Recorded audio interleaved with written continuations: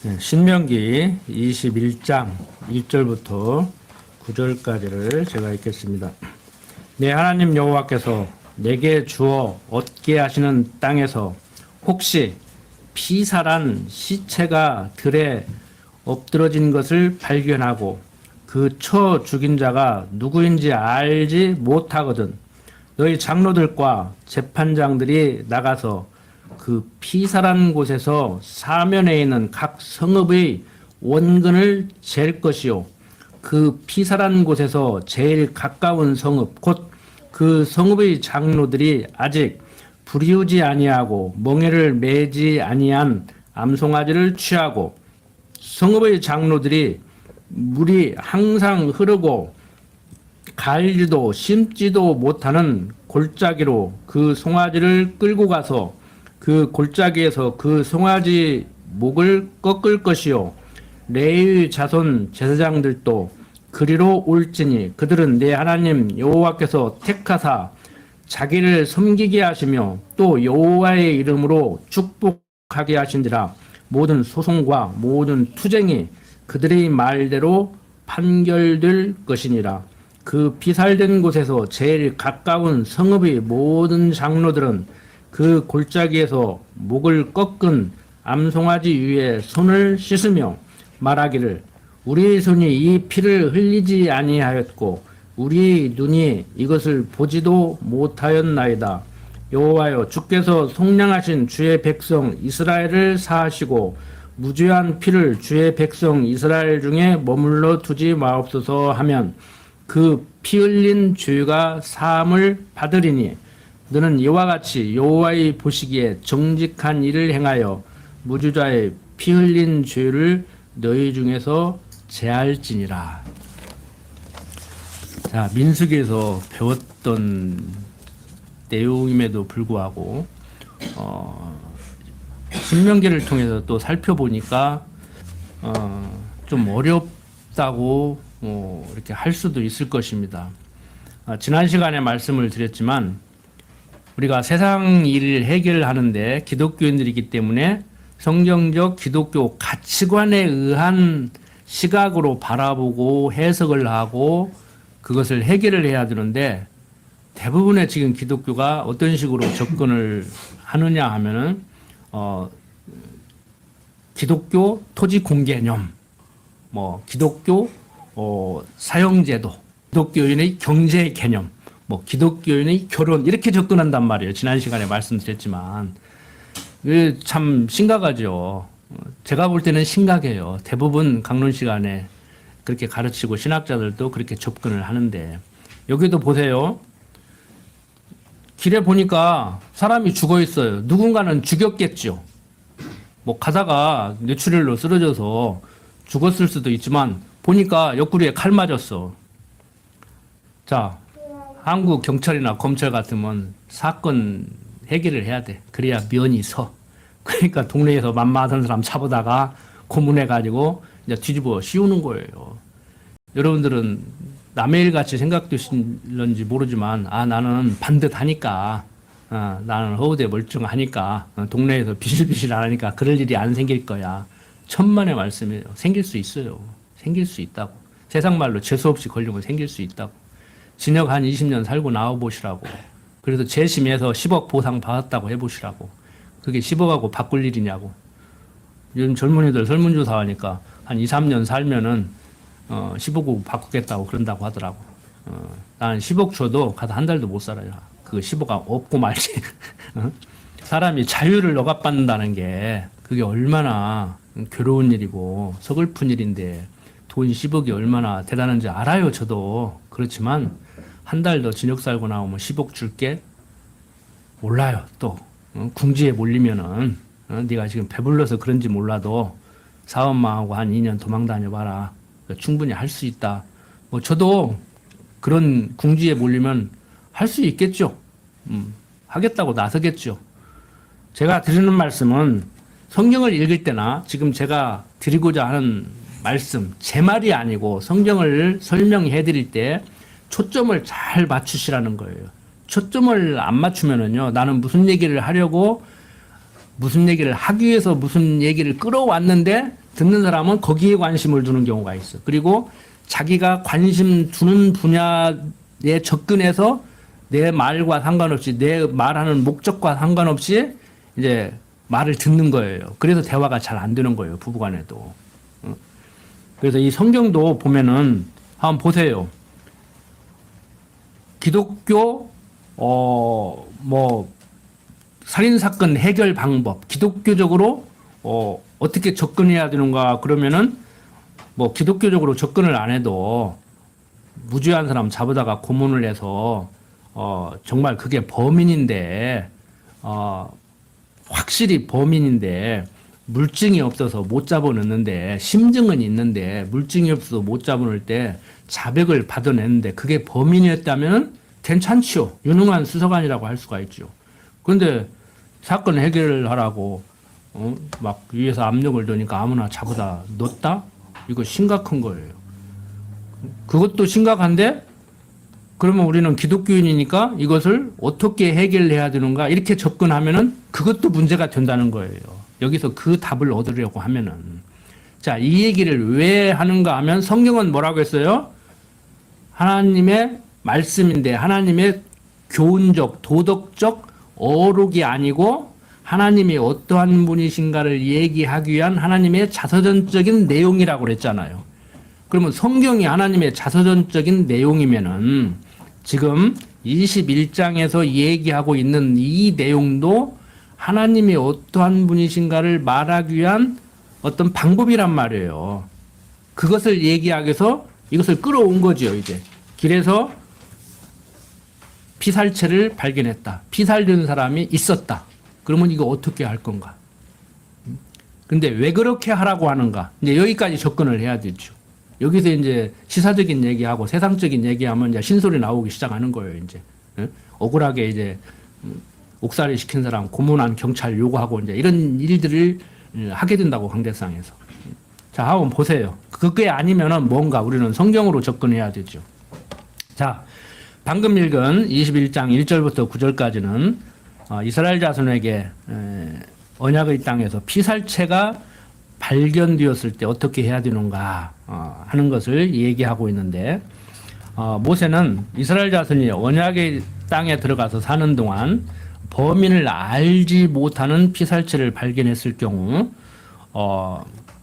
그 가까운 그러니까 상황으로 봤을 때 모든 정황으로 봤을 때 그 피살체가 있는 가까운 성읍 사람들이 죽였겠지 않느냐 하는 거예요. 그렇지 않을 수도 있지만 보편적으로 그렇게 생각을 이제 해서 피살당한 곳에서 제일 가까운 성읍의 장로들이 아직 불이 오지 아니하고 그러니까 아직 일을 한 번도 안 해본 그러한 소지요 아니하고 멍에를 매지 아니한 암송아지를 취해서 이렇게 제사를 지내라고 얘기를 해요. 그리고 장로들이 그 암송아지를 가지고 항상 물이 흐르고 갈지도 심지도 못하는 골짜기로 가서 그 송아지 목을 꺾으라는 거예요. 그러니까 농경지로 사용하지 않는 어떤 골짜기로 끌고 가서 거기에서 이제 해결을 하라는 거죠. 그 처소에 항상 이게 물이 흘러야 하는 이유는 무죄한 피를 흘러보내어 백성들을 정결케 하기 위해서. 그러니까 물이 계속 흘러야 그 씻을 수 있잖아요. 그러죠. 그리고 여기 갈지도 심지도 못하는 골짜기는 쓸모없는 것이죠. 농경지로 사용을 못하니까 그런 곳에서 희생을 벌이라는 것이에요. 그 송아지 목을 꺾은 것은 무죄한 피를 속하기 위한 것이죠. 레위인들이 성소에서 성전에서 제사 지낼 때 이렇게 지내잖아요. 목을 꺾어서. 그리고 제사장들이 그 골짜기로 가라는 거예요. 제사장들도. 이것은 하나님을 대신해서 제사장들이 지금 판결을 내리잖아요. 그리고 모든 장로들은 그 골짜기에서 목을 꺾은 암송아지 위에 손을 씻고 또 무죄한 피를 백성에게 머물러 두지 말하고 얘기를 하죠. 이렇게 장로들이 손을 씻는 것은 본디오 빌라도가 예수님 십자가에 못 박아 죽일 때도 자기는 하기 싫었지만 유대인들이 원하니까 정치적으로 자기 입지를 굳히기 위해서 자기 입지가 흔들릴까 봐서 식민 통치하는 유대인들을 잘 다스리기 위해서 그들의 마음을 사기 위해서 죽여줄 때도 이렇게 손을 씻잖아요. 나는 죄 없다. 그리고 그래서 여기서 우리 손이 이 피를 흘리지 않았다. 그런 의미예요. 우리는 깨끗하다. 우리 마을에서는 죽인 사람이 없다. 이제 이런 것을 표현하는 것이지요. 그리고 우리 눈이 이렇게 보지도 못했다. 저 사람은 보지도 못했다. 우리는 안 죽인 정도가 아니고 저 사람을 본 일도 없다. 이제 이렇게 얘기를 하라는 거예요. 그러니까 한마디로 하나님 앞에서 우리는 죄 없습니다. 우리를 죄인이라고 하면 우리는 억울합니다. 이 얘기를 지금 하고 있는 것이죠. 이와 같은 규례를 통해서 모세는 무죄한 자의 피 흘린 죄를 백성 중에서 이제 없애려고 하는 거예요. 왜 이렇게 하느냐면은 그 사람을 죽이지도 않은 어떤 부족하다고 하는 만만해서 뭐 뒤 배경도 없고 힘도 없고 억울하게 옥살이해도 자기 변명도 제대로 못하는 세상적으로 좀 부족한 사람을 잡아놓아서 억울하게 옥살이시키면 뭐 안 된다 이 차원에서 머무르는 게 아니에요. 죽은 사람도 문제지만 그 사람을 죽이지도 않았는데 또 죽였다고 그 사람을 또 죽이면은 문제가 심각하잖아요. 어떤 문제가 심각해요? 하나님의 언약 성취 섭리 가운데 뭐가 지금 흐트러져요? 뭐가 결여될 수가 있어요? 생육하고 번성하게 하는 하나님의 섭리가 문제가 될 수 있단 말이에요. 그러니까 하나님이 스스로가 그 약속을 하고 약속들을 이루어 나가시는 섭리 가운데 그런 일을 미연에 방지하기 위해서 이런 규례를 주는 거란 말이에요. 그러니까 하나님이 언약을 이루어 나가는 그런 과정 속에서 살인사건이 일어났지만 살인사건이 일어났다고 그걸 어떻게든지 해결해서 면을 세우려고 하는 어떤 경찰이나 검찰같이 그렇게 하지 않고 세상적인 것도 그렇게 하지 말아야 되죠. 그런데 이것은 하나님의 언약 성취 섭리를 위한 그런 섭리 가운데 이렇게 하라는 거예요. 그래서 이 율례는 조금 신학적으로 이제 더 나아가서 설명을 드리면 무죄하신 예수 그리스도를 피 흘려 죽게 한 자를 속하여 주실 것에 대한 예표로서 모형과 그림자예요. 누군가는 죽였으니까 죽었다고. 누군가는 칼로 찔렀으니까 그 사람이 지금 길거리에서 쓰러져 있는 거라고. 죽은 시체로 지금 남아있는 거란 말이에요. 누군가는. 그런데 우리는 나는 안 죽였다고 그런지 몰라도 유대인들 그때 당시에 유대인들은 그때 당시가 아니죠. 이제 한참 뒤의 얘기지요. 뭐 1000년도 더 지난 후의 얘기인데 시간적으로 보면은 유대인들이 어떤 일을 벌여요? 무죄한 하나님의 아들 예수 그리스도를 죄 있다고 정해서 십자가에서 죽이는 이런 일들이 벌어지잖아요. 자, 보세요. 지금 이제 자, 누가 죽였는지도 모르는데 그 범죄 사건을 해결하기 위해서 누명을 씌우는 것은 말할 필요도 없이 잘못된 거지만 누군가가 죽였는데 그 누군가를 잡아냈는데도 그 사람을 죽이지 않는 이거 하나님의 은혜죠. 그러니까 인간적으로 접근하면은 뭐 구약 성경도 함무라비 법전이나 방불하다. 함무라비 법전은 바벨론 6대 왕이 만드는 법전이에요. 그러니까 한참 뒤의 얘기야. 그런데 신학자들까지라도 그렇게 얘기를 해요. 성경의 이 구약 성경의 내용은 이미 근동 지역에 있는 그런 법률을 정리해 놨을 뿐이지 이게 뭐 하나님이 뭐 이러냐 하나님이 세상에 하나님이 이럴 수는 없지 않느냐 보니까 너무 잔인한 하나님이다. 그래서 구약의 하나님은 잔인한 하나님, 신약의 하나님, 성자 하나님은 자비의 하나님 이런 식으로 또 설명을 하는 분들이 있어요. 성경을 이렇게 잘 못 보니까. 그런데 지금 그런 얘기가 아니란 말이에요. 자, 다시 한번 정리합니다. 21장 1절부터 9절까지 내용은 자, 누군가가 죽었으니까 죽인 사람이 있는데 누가 죽였는지도 모르고 맘맞은 사람 잡아다가 죽이면 안 돼요. 그건 세상에서도 그렇게 해야 돼요. 그런데 나중에 뒤에 유대인들은 죄 없는 예수를 죄 있다고 해서 십자가 처형을 해요. 본디오 빌라도는 그걸 거들어줘요. 사형을 할 수 있는 사람은 그 사람밖에 없으니까. 자, 그런데 이게 좀 어렵습니다. 쉬운 것 같지만 어렵습니다. 너무 쉽게 알아듣지 마십시오. 제가 잘못 전달을 하는지는 몰라도, 제가 부족하게 전달을 하는지는 몰라도, 자, 죄 없는 그리스도로 오신 예수를 죄 있다고 정해서 십자가에 못 박아 죽였는데, 그들에 의해서 죽임을 당한 그의 피로 말미암아서 예수를 죽인 그들의 죄가 사함을 받아. 이해가 됩니까? 한국의 형법으로 이해가 되냐고, 그 말이. 세상이 이치하고 맞냐고, 그게. 다시 한번 정리를 합니다. 그리스도를 기다렸어요, 유대인들. 학수고대 했다고. 이제 나오나 저제 나오나. 그리고 예수가 그리스도로 왔어요. 근데 유대인들이 볼 때 예수가 자기들이 생각하는 그리스도가 아닌데 그리스도라고 하니까 잡아 죽였어요. 그러니까 나중에 알고 보니까 어째 알고 우리가 그리스도를 죽여버렸네. 그러니까 바울이 뭐라고 해요?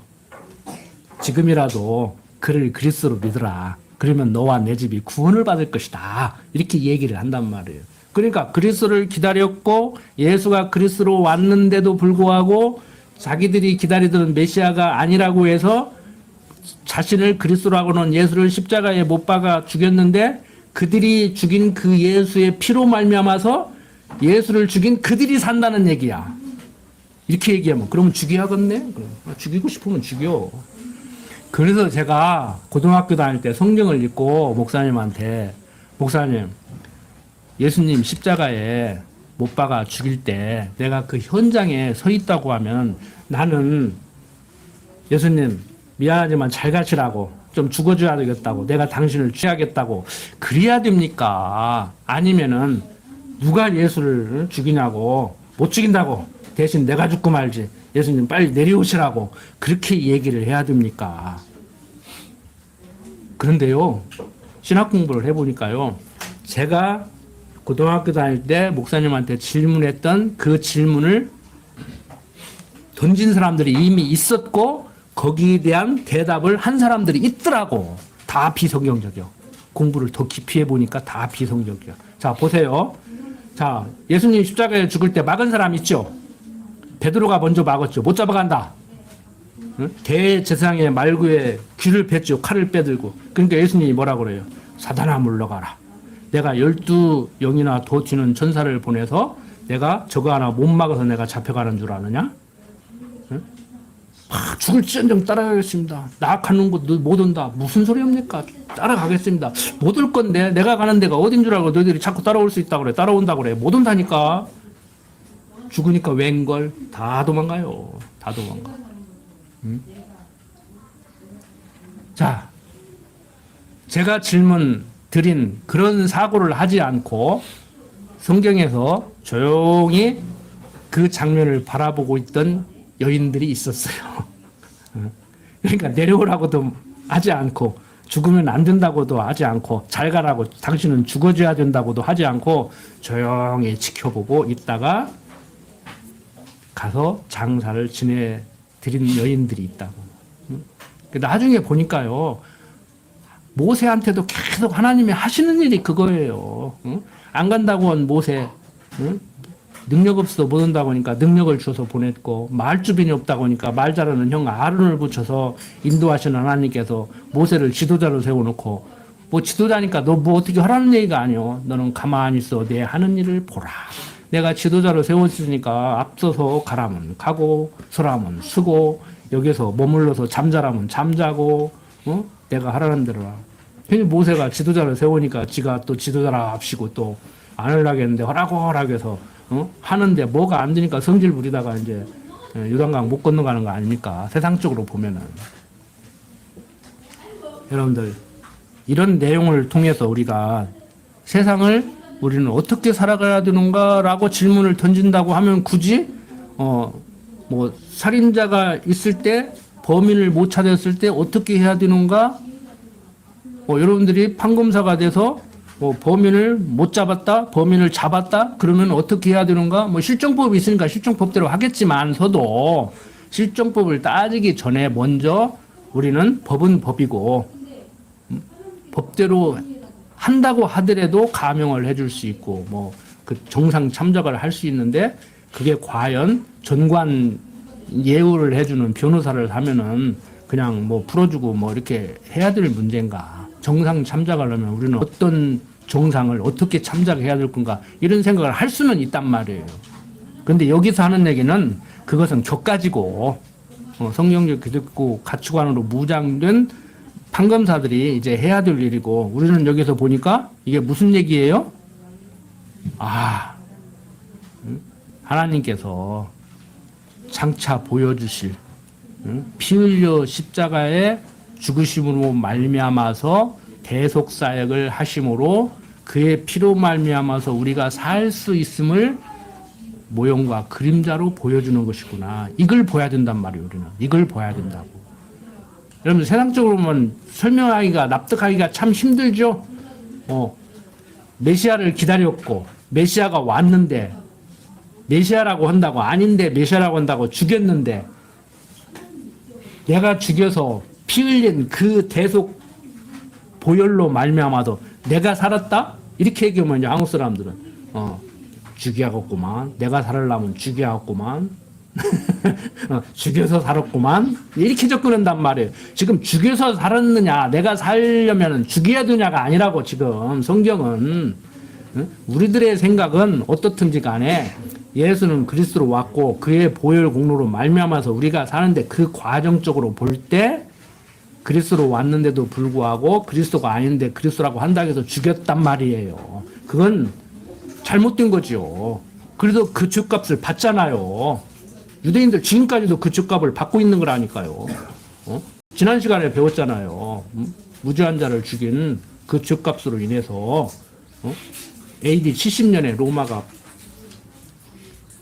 이스라엘을 점령해가지고 뿔뿔이 흩어졌다가 거의 2000년 다 된 1945년에 시오니즘에서 지금 이스라엘이 세워졌는데 그들이 지금 모여있지만 그들 예수를 그리스도로 안 믿고 자꾸 유대교 성전을 복원이나 하려고 하고 지금 그러고 있단 말이에요. 지금 그 로마서 기자가 얘기했잖아요. 왜 그런 일들이 벌어져요? 지금은 우리와 같은 이방인 구원 시대이기 때문에 때가 되지 않아서 그들이 민족적으로 회개하고 돌아올 날이 있다고. 그러니까 그들 예수 안 믿는다고 해서 함부로 우리가 이런 애 저런 애 하고 그 사람들에 대해서 평가할 일도 아니고 그런 섭리 가운데서 우리가 예수 믿고 구원받게 됐으니까 인간적으로 보면 그들이 아직도 안 믿고 있기 때문에 우리가 구원받을 수 있으니까 우리는 그냥 감사한 것뿐이죠. 무슨 말씀인지 알았죠? 죽여야 되느냐 살려야 되느냐 유대인들이 빨리 믿어야 되느냐 늦게 믿어야 되느냐 이렇게 자꾸 접근하지 마시라고. 자 계속해서 봅니다. 10절부터 14절 보면은 대적의 여인들을 정결케 하여 아내로 삼으라고 하고 있습니다. 내가 나가서 대적과 싸움함을 당하여 내 하나님 여호와께서 그들을 내 손에 붙이심으로 내가 그들을 사로잡은 후에 내가 만일 그 포로 중의 아리따운 여자를 보고 연연하여 아내를 삼고자 하거든 그를 내 집으로 데려갈 것이요 그는 그 머리를 밀고 손톱을 베고 또 포로의 의복을 벗고 내 집에 거하며 그 부모를 위하여 1개월 동안 애곡한 후에 내가 그에게로 들어가서 그 남편이 되고 그는 내 아내가 될 것이요 그 후에 내가 그를 기뻐하지 아니하거든 그 마음대로 가게 하고 결코 돈을 받고 팔지 말지라 내가 그를 욕보였은즉 종으로 여기지 말지니라. 참 이런 내용 보면은 신수로 예감해서 뭐 할 얘기가 많은데 그냥 생략하고 저는 이걸 보면은 뭘 생각하냐면은 그 환양년이라는 단어가 생각이 나요. 청나라한테 끌려가서 그 돌아온 그러니까 환향 고향으로 돌아온 여인들이거든요. 이거 보면은 이거 뭐야 이거? 그러면 전쟁 시에 여자들 포로로 잡아가다가 아내 삼아도 된다는 얘기요? 그렇게 하라는 얘기요? 뭔 얘기예요 도대체 이게? 그래서 안 보이는 거예요. 성경을 성경으로 봐야 되는데 성경을 기독교적 시각으로 봐야 되는데 세상적 안목으로 보니까 이게 안 보이는 거예요, 이게. 응? 지금 여기서도 마찬가지예요. 전쟁 때 그 대적의 여인들을 포로로 잡아가다가 아내 삼아도 되냐? 여기 보면 남자는 다 죽이지만 여인들은 데리고 와도 된다는 거예요. 그리고 아리따운 여자는 또 아내로 삼으라는 얘기예요. 근데 아내 삼고 보니까 마음에 안 들어? 그러면 내보내라는 얘기예요. 내보내는 건 좋지만 팔아먹지는 말으라는 얘기예요. 좀 신사적이죠? 인간적으로도 육신적으로도. 이게 무슨 얘기예요? 이방 여인을 동족화시킬 수 있다는 얘기예요. 이거. 자, 인간적으로 보면 안 보입니다. 그 여자를 집으로 데려가서 그로 하여금 머리를 밀고 손톱을 베고 또 포로의 의복을 벗고 집에 거하게 하고 그 다음에 죽은 자기 아버지 남자니까 전쟁터에 죽었을 거 아닙니까? 딸이 포로로 잡혀올 정도인데 그러니까 아버지를 위해서 애곡하게 하고 한 달 동안 그 후에 그 여자를 이제 내 아내로 삼으라는 것이지요. 그러니까 그 여자로 하여금 이제 뭐 육적으로는 이미 떠났지만 마음에서도 그 아버지를 떠나보내게 만들고 포로로 잡혀와서 자유에 의해서 잡혀오니까 안 잡혀온 것보다 훨씬 낫네 그러고 살 사람도 있겠죠. 어떤 사람 그러더라고. TV 청문위원인데 대한제국이 일본 식민지 시대보다 더 행복하다고 할 수 있습니까? 그러더라고. 그냥 다 있고 저런 것이 TV에 나가 말한다 그러고 내가 화가 확 버럭 났는데 전혀 틀린 말은 아니겠죠. 외정치아가 더 행복했던 사람도 있고 조선시대 때 살았으면 평생 노비로 살았을 수 있는데 외정치아가 되니까 판검사가 된 사람도 있을 수 있겠죠. 중요한 건 뭐냐면은 지금 어떤 제국주의 식민지 정책에 의해서 대적의 여인들을 잡아다가 마누라 삼으라 여기에 초점을 맞추면 안 돼요. 그런 것만 이제 보고 그런 것만 보이는 사람이 있는데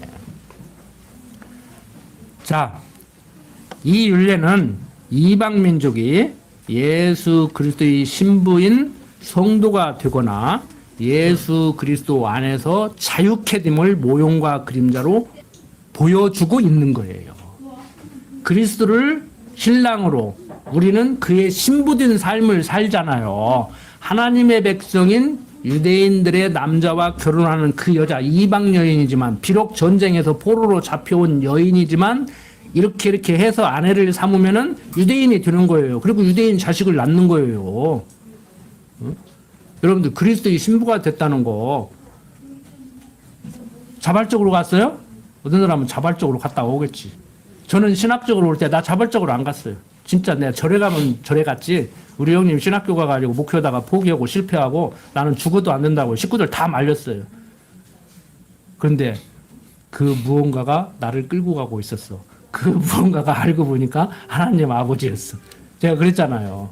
훈련하다가 팍 떨어졌는데 옆구리 찔렸는데 아버지 했는데 고향에는 아버지는 내가 분명히 안 불렀다고 하는데 나도 모르게 어렸을 때부터 배운 그 하나님 아버지를 나도 모르게 부르고 있더라고. 내가 급하니까. 급할 때 부르는 그 사람이 진짜 나를 도와줄 수 있는 사람이라고 내가 생각하고 있는 것이고 그분의 도움을 내가 지금 갈구하고 있는 거란 말이에요. 진짜 여러분들 어려우면 하나님 아버지한테 갈구합니까?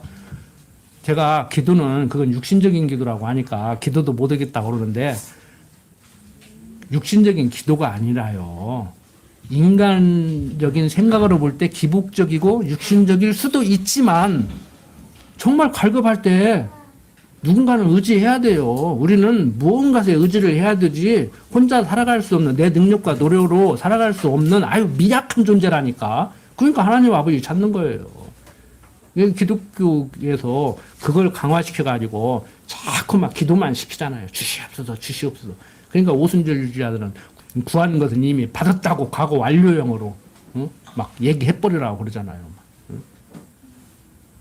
좀 헷갈리죠? 뭐 기도 얘기하면 한도 끝도 없고 헷갈리는데 너무 헷갈릴 필요 없어요. 자기 신앙 수준에 맞게 그냥 하세요. 괜히 어설프게 좀 배웠다고, 귀로 들었다고, 이러도 못하고, 저러도 못하고 그러지 마시고, 급하면 그냥 주시옵소서 안 해도 저부터도 급하면 주시옵소서 한다니까. 급한데 어떡해요. 아파 죽겠는데 살려주십시오 하고, 낫게 해주십시오. 해야지. 그래도 안 나서니까 진통제 먹더라고. 하나님보다 진통제가 낫더라니까. 이거 반은 농담이고 반은 진담입니다. 지사님 그렇죠? 기도만 해도 해결될 것 같으면 기도로 다 해결하게. 웃자고 하는 얘기지만 여러분들 심각하게 들으십시오. 내가 믿는 하나님이 어떤 하나님이고 도대체 그 하나님만 믿으면 진통제 먹을 필요 없고 진통제 먹는 사람은 믿음이 없는 사람이니까 먹지 말아야 되고 이렇게 생각해야 될 문제가 좀 깊이 좀 생각 좀 하시라고. 설렁설렁 넘어가지 말고 그냥 목사님들이 시키는 대로 하지 말고 아멘만 하지 말고. 신앙이 이상하게 되면은요 사람이 이상하게 된다니까. 하는 짓이 이상하게 된다니까. 여러분들 다시 한번 정리를 합니다. 이방인 구원에 대한 모형과 그림자예요.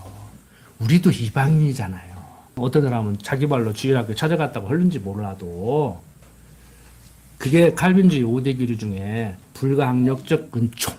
내가 하나님 따르고 싶으면 따르고 따르기 싫다해서 안 따르는 것이 아니고 하나님이 나를 강권적으로 붙들어 딱 들어 올리면은 끌려갈 수밖에. 속된 말로 개 끌려가듯이 끌려가는 거예요.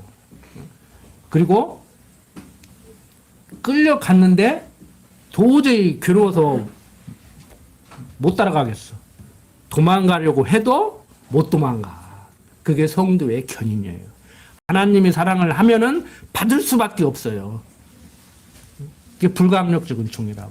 그리고 한번 하나님이 나 붙들으면은 아무리 도망가려고 해도 도망갈 수가 없어. 그게 성도의 견인이에요.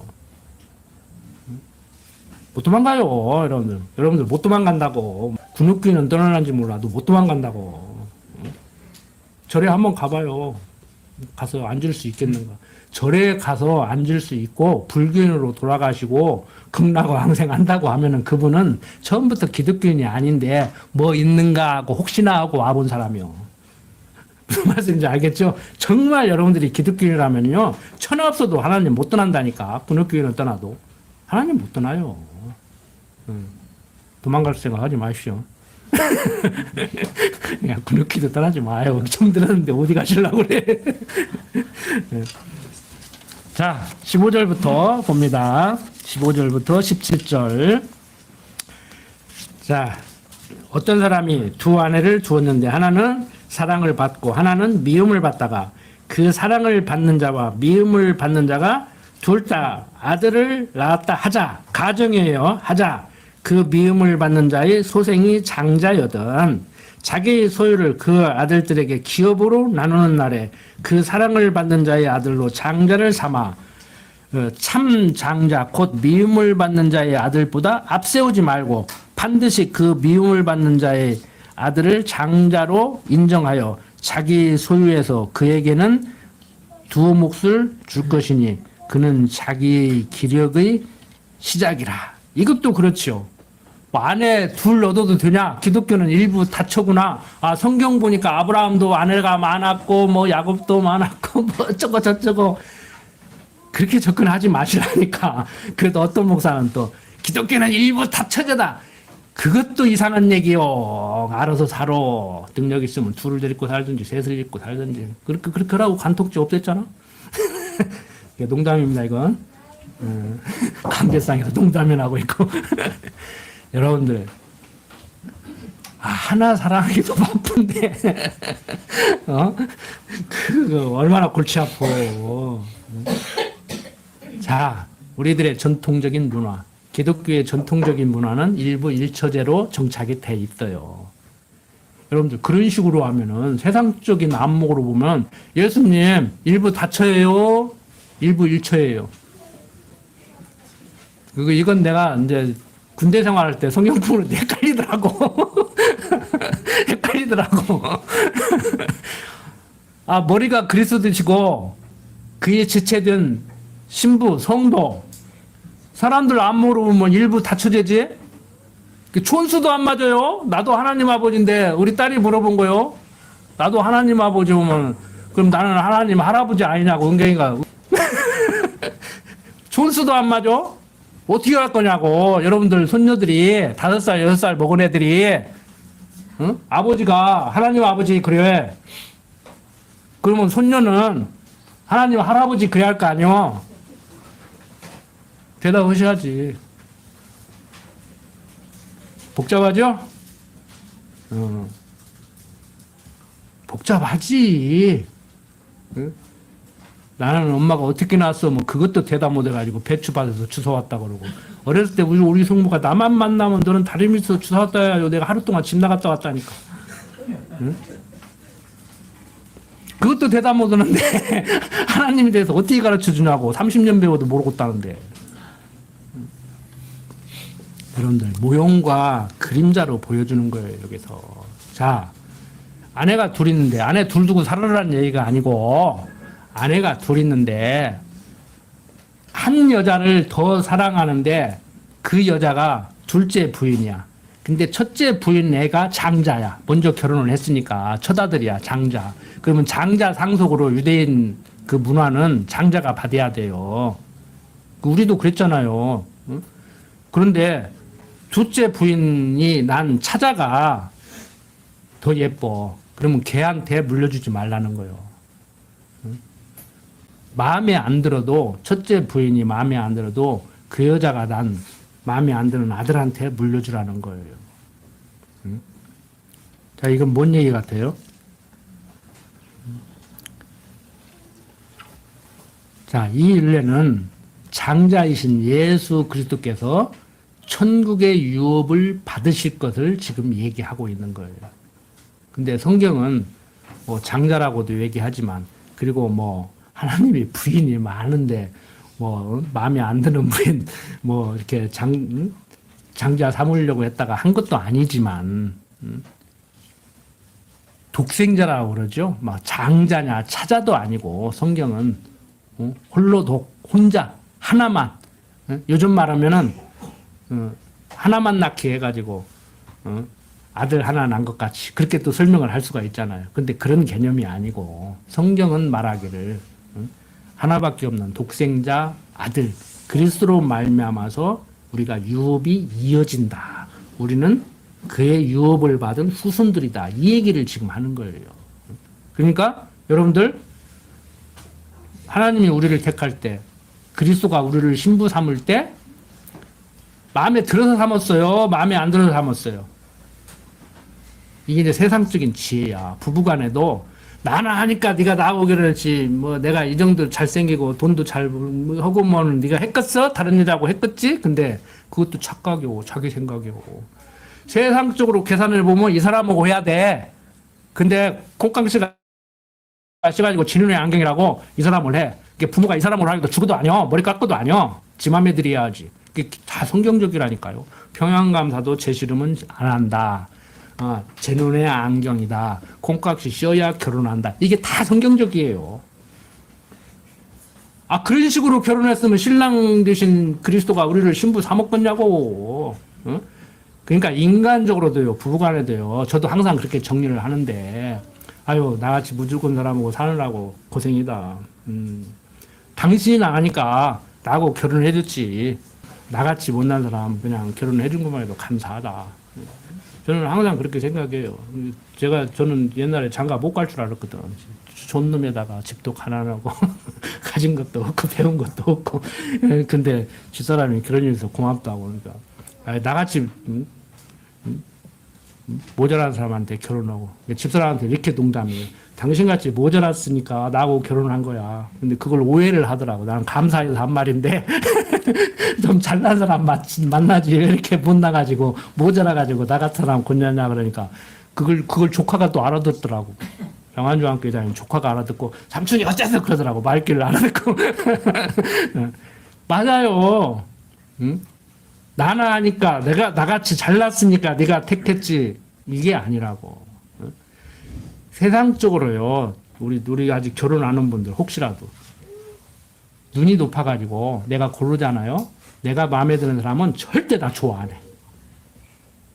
무슨 말인지 알아들었죠? 내가 마음에 드는 사람이 나를 좋아하겠냐고.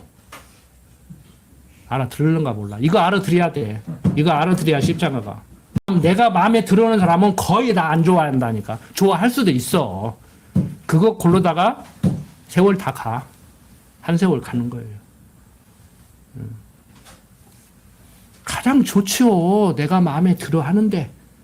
대한민국에서 모든 남자, 모든 여자 줄 세워놓고 다 손 봤는데 내가 마음에 드는데 그 사람도 다 줄 세워놓고 해봤지만 나를 잘 마음에 들어오면 금상첨화지. 금상첨화지. 예. 그렇게 만나는 사람도 있다고 하더라고. 둘이 그러는데 내가 뭐라고 그러고 둘이 그렇다는데. 어? 자, 여러분들. 신랑 되신 그리스도가 우리를 신부 삼아줬다는 거. 그거 하나만으로도 그냥 감사하면 돼요. 제 아는 친구 하나도요, 막 결혼해 준 것만으로도 막 감사하다고, 평생 먹여 살린다고, 막 가만히 있으라고, 막 아무 일도 하지 말라고. 막. 그러고 살더라고. 저도 집사람 결혼 전에 그런 사람이 있어요. 막 결혼만 해달라고, 막 그러면 막 평생 먹여 살린다고, 일 안 해도 먹여 살린다고, 막 그런데 내가 그렇게 살면 안 되지. 내가 마음껏 사랑하고 살아야지. 그리스도가 나를 마음껏 사랑하니까 그 사랑에 힘입어서 나도 사랑하고 살잖아요. 근데 육신을 가진 우리가 어디 그래요? 내가 사랑하는 것보다 상대는 안 해주는 것 같고, 또 상대 입장에서 보면 자기가 사랑해주는 것보다 내가 또 안 해주는 것 같고, 그러니까 맨날 싸우잖아. 노사간에도 마찬가지지. 사장은 돈 준 만큼 일 안 하는 것 같고, 이러는 사람은 돈 받은 만큼 더 하는 것 같고, 그러니까 맨날 싸우는 거요. 부부간에도 싸우고 노사간에도 싸우고. 응? 대통령은 내가 밤잠 안 자고 막 그렇게 하는데 국민들은 안 알아주고 막 국민들이 볼 때는 대통령 시켜주면 행복하게 해준다고 하더니 맨날 먹고 노는 것 같고 막. 응? 근데 북한 김정은이도 그러잖아요. 막 응? 수령님은 밤잠도 안 자시고 쇠기밥에 뭐 쪽잠 자고 막 그런다고 그러잖아요. 국민들이 그러면 아 우리 수령님은 잠도 안 자고 먹는 것도 제대로 못 먹고 백성을 위해서 그렇게 항상 고민을 하고 배가 이렇게 부어가지고 이렇게 나왔다고 그러잖아요.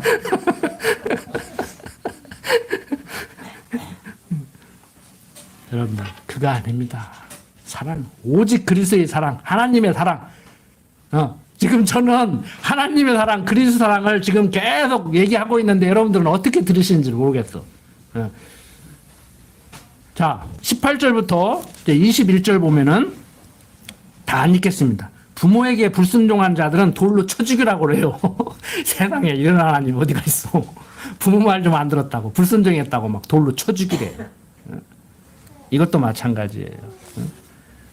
우리가 지난번에도 말씀드렸지만 엄마 바쁘니까 슈퍼 가서 두부 한 모 사와라 이런 얘기가 아니에요. 불순종이.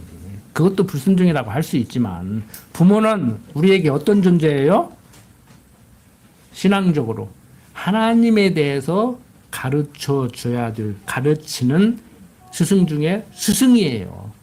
인간적으로도 육신적으로도 가장 처음 만나는 스승은 뱃속에서부터 부모입니다. 특히 어머니입니다. 그래서 유대인들이 어머니를 중요시한다고 했잖아요. 모세도 어머니 품에서 컸어요. 그래서 민족의식을 가지고 있었던 것이고 역사의식이 있었던 것이고 그래서 유대인들은 어머니가 유대인이면 무조건 유대인이라고 그랬잖아요. 이스라엘 자손에게 있어서 부모의 가르침은 하나님 경유하기를 배우게 하려는데 그 목적이 있어요. 그러니까 부모가 하는 일은 하나님 가르쳐야 돼. 우리도 마찬가지라 했잖아요. 자식 먹이고 입히고 아프면 병원 데리고 가고 그 이상 하지 말라 했잖아요. 맨날 성적표나 계산하고 그런 거 하지 말고 저는 진짜 그랬어요. 진짜 그랬어요. 저는 집사람한테 성적표 보지 말라 그러고 숙제금도 하지 말라 그랬어요. 학교 늦게 가도 깨우지 말라 그랬어요. 하나님 가르쳐야 될 부모, 하나님 배워야 될 부모기 때문에 부모한테 순종하라고 하는 거예요. 자, 22절부터 23절 보고 마치겠습니다. 자, 사람이 만일 죽을 줄을 범함으로 내가 그를 죽여 나무에 달거든 그 시체를 나무에 밤새도록 두지 말고 당일에 장사하여 내 하나님 여호와께서 내게 기업으로 주시는 땅을 더럽히지 말라. 나무에 달린 자는 하나님께 저주를 받았음이니라. 자, 이 본문은 모세가 이스라엘 자손에게 범죄자를 죽여 나무에 달거든 그 시체를 밤새도록 두지 말라고 하는 규례입니다. 이 규례대로 예수님 나무에 달려 돌아가셨잖아요. 십자가에 달려 돌아가셨잖아요. 그래서 하루를 넘기지 않고 그날 저녁에 내려서 장사를 지냈던 거예요. 그래서 모세는 나무에 달린 자는 하나님께 저주를 받은 자라고 했죠. 그러니까 저주를 받은 자의 시체를 밤새도록 나무에 매달아 부패하게 하지 말라는 거예요. 왜? 부패해서 썩은 물이 땅에 떨어지면 땅이 오염되니까, 땅이 더럽혀지니까. 그래서 이 율례대로 조금 전에 말씀드린 대로 예수님 시체도 해지기 전에 무덤에 장사를 했습니다. 이 역시 예수 그리스도에 대한 모형과 예표로서 그림자예요. 그러니까 예수님 이 규례대로 십자가에 죽으시고 저녁에 무덤에 장사한 것 같이 바로 그분이 규례대로 행해졌기 때문에 그리스도임을 보여준 것이죠. 그러니까 나무에 달려 돌아가신다고 그랬잖아요. 나무에 달려 돌아가신다. 죽음만을 얘기하면 그 다음에 다리가 십자가형은 꺾으면 안 되는데 꺾었어요. 그 다음에 부활하고 부활했다는 증거는 뭐 과학적으로 증명을 하라고 그러는데 기록상 뭐라고 얘기해요? 훔쳐가지 않았는데 부활해서 시체가 없어졌으니까 돈 주고 문지기한테 훔쳐갔다고 해라. 그렇게 해서 부활 안 온 같이 얘기하려고 했잖아요. 훔쳐갔다고 하면은 그 보초병 처벌 받아야 돼요, 안 받아야 돼요? 도둑 맞았으면 보초병을 처벌해야 되는데 부활하신 예수님을 부활하지 않았다고 하기 위해서 그 보초병한테 돈 쥐어주고 도둑 맞았다고 하라고 위증을 시켜버린다고. 그것도 아이러니하죠? 도둑 맞았으면 보초병을 처벌해서 도둑 맞았음을 보여줘야 되잖아요. 이놈 잘 지키라니까 도둑 맞았어. 처벌해. 이러면 될 것 같은데 자기들 하는 그 방책이 기발한 생각을 한다고 한 것이 결국에는 우리들로 하여금 확실히 도둑 맞았네 이렇게 알게 처신을 해버린단 말이에요. 그러니까 여러분들 장귀 부리려고 다가요. 자기 방법에 의해서 자기 귀에 넘어가가지고 오히려 확 까버려 버려요. 그러니까 잘못했을 때는 잘못한 거 인정하고 실수했으면 실수한 거 인정하고 사과할 건 사과하고 그러고 넘어가야 돼. 부부간에도. 뭔 말인지 아시죠? 아니 부활했는데 부활 안 했다고 하려고 도둑 맞았다고 그래. 도둑 맞았으면 처벌해야 될 거 아니요. 그런데 돈 줘주고 도둑 맞았다고 간증해라. 유증하라. 그런 게 세상에 어디가 있냐고. 이상하잖아요. 내가 로마 지도자라면 내가 그때 당시에 문지기의 상관이라면은 그렇게 안 해. 데려다 놓고 사형시켜버려. 이놈 보추서라니까 보추 잘못 썼고 도둑 맞았어. 그런데 그런 엉터리 없는 짓을 한단 말이에요. 자, 21장 다 살펴봤습니다. 결국에 21장 내용이 뭐예요? 자, 19장부터 21장까지 살펴봤는데 19장 생각나십니까? 20장 생각나십니까? 자, 이스라엘 자손에게 교훈한 율례 가운데 생명에 대한 율례를 명했죠. 억울하게 죽는 죽음 어떻게 할 건가? 전쟁 시에는 어떻게 할 건가? 오늘 범죄자의 생명은 어떻게 할 건가?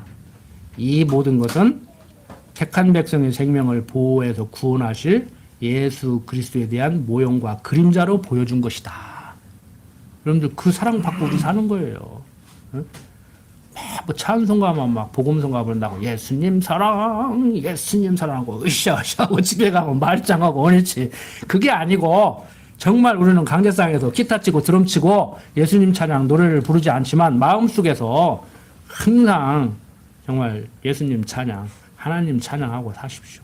하나님이 모든 것을 주관하신다고 생각하면 그거 인정하면은요 육신적으로 내가 이렇게 질병에 시달리지 않아야 되는데 내가 이렇게 경제적으로 궁핍하지 않아야 되는데 내가 이렇게 사람들로부터 무시당하고 멸시당하고 살지 않아야 되는데 이런 생각을 하다가도요 하나님이 그렇게 살게 만들었으면 그렇게 살아야지 어쩔 거냐고. 그거 인정해야 돼요. 인정 안 하면 괴롭다니까. 안 하면 어쩔 거냐고. 어? 우리는 어차피 되어지는 대로 살 수밖에 없어요. 되어지는 대로 안 살으려면 어떻게 끌고. 어차피 하나님이 섭리하는 대로 속된 말로 개 끌려가듯이 살아야 되는데 어쩔 거냐고. 어? 육신적인 전쟁 포로만 돼도 가서 노역하라면 하고 그거 하기 싫으면 자살을 하든지 뭘 하든지 해야 될 거 아니에요. 그러니까 하나님 모르면은 자살하는 거예요, 사람들이. 예? 그래서 자살도 아무나 못 하는 거라고 그랬잖아요. 하나님 알면 절대 그것도 못 한다고 하면 안 되지. 하면 안 된다가 아니라 못 한다니까. 우리는 않게 돼요. 여러분들 고통스러워도 그렇게 안 하시잖아요. 어? 저도 심을 때는요. 차라리 죽는 게 낫다. 내가 어디 가서 그랬어요. 막 뭐 한 80년 살을 거 한 50년으로 압축해서 살았으면 좋겠다고. 이렇게 살아도 그만 저렇게 살아도 그만 했는데 지난번에 강대상에서도 말씀드린 것 같은데 저는 괴로우니까 빨리 죽고 싶어서 하는 소리가 아니에요. 80년 살아나 50년 살아나 어차피 하나님 배우다 가는데 여러분들 대학 4년 만에 졸업하고 싶어요. 공부 못해가지고 한 8년 만에 졸업하고 싶어요. 그런 차원에서 말씀을 드리는 거예요. 그렇다고 해서 빨리 가려고 하시지 말고 오래오래 보고 가야지. 좋은 친구인데 좋은 친구는 오래오래 만나고 싶고 만나면 오래오래 있다가 헤어지기 싫고 헤어지면 또 보고 싶고 그런 거예요. 그러니까 우리는 좋은 친구니까 빨리 가려고 하지도 말고 안 만나려고 하지도 말고 만나서 싸우려고도 하지 말고 재밌게 삽시다. 아멘 안네. 기도드립시다. 아버지 하나님, 오늘 이 시간 또 하나님의 사랑에 대해서 배웠습니다. 신랑 되신 그리스도에 대해서 배웠습니다. 어떠한 상황 가운데 처한다고 하더라도 육신적인 나약함 때문에 낙심하지 않게 하여 주시옵소서. 절망하지 않게 하여 주시옵소서. 범사에 감사하고 기뻐하고 찬송하는 삶을 살도록 강한 팔로 붙들어 주시옵소서. 부족한 종 예수님 이름으로 기도드립니다. 아멘.